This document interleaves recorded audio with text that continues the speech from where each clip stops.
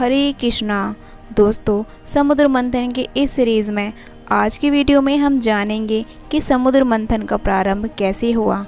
और इससे पहले की दो वीडियो में हमने जाना कि किस तरह से इंद्रदेव को श्राप मिला और उस श्राप से मुक्ति के लिए सभी देवी देवताओं ने भगवान विष्णु की सहायता से राजा बलि को समुद्र मंथन और उससे प्राप्त होने वाले अमृत की कथा बताई। और उसी अमृत प्राप्ति के लोभ में सभी असुरों ने देवताओं से संधि कर ली। तो चलिए शुरू करते हैं बिना किसी देरी के आज की ये कथा। समुद्र मंथन को संपन्न करने के लिए सभी ने मदराचल को उखाड़ लिया और समुद्र तट की ओर ले चले।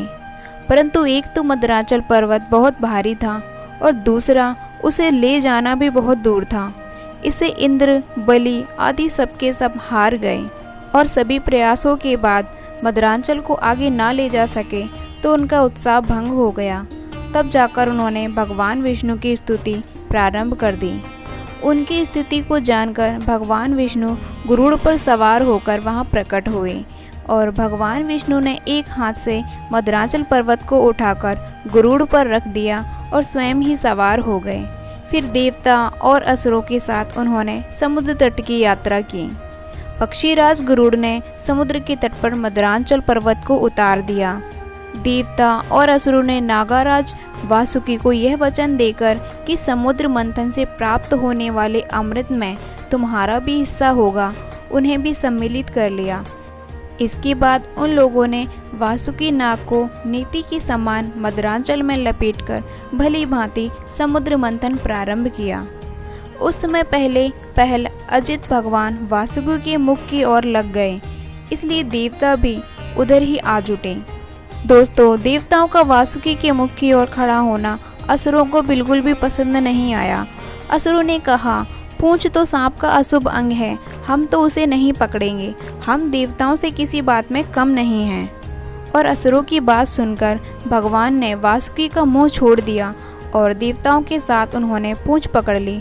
इस प्रकार अपना अपना स्थान सुनिश्चित कर देवता और असुर अमृत प्राप्ति के लिए समुद्र मंथन करने लगे। जब समुद्र मंथन होने लगा तब देवताओं और असुरों के पकड़े रहने पर भी अपने भार की अधिकता के कारण मदराचल समुद्र में डूबने लगा।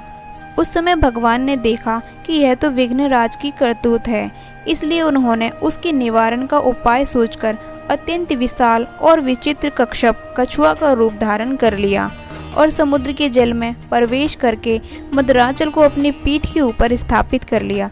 इससे मदराचल पुनः समुद्र में ऊपर आ गया। दोस्तों, इतना सब होने के बाद समुद्र मंथन संपन्न करने के लिए भगवान विष्णु ने असुरों में असुर रूप में और देवताओं में देवता के रूप में और वासुकी नाग में निंद्रा के रूप में प्रवेश कर उनकी शक्ति और बल का विस्तार किया। इसके बाद देवता और असुर उन्मत्त होकर मदराचल के द्वारा बड़े वेग से समुद्र मंथन करने लगे। जब देवता और असुरों के समुद्र मंथन करने पर भी अमृत ना निकला तब स्वयं अजित भगवान स्वयं समुद्र मंथन करने लगे। जब भगवान ने इस प्रकार समुद्र मंथन किया तब समुद्र में बड़ी खलबली मच गई और समुद्री जीव, मछली, मगर, सांप और कछुए भयभीत होकर ऊपर आ गए। दोस्तों, समुद्र मंथन से उसी समय हलाहल नामक अत्यंत उग्र विष निकला।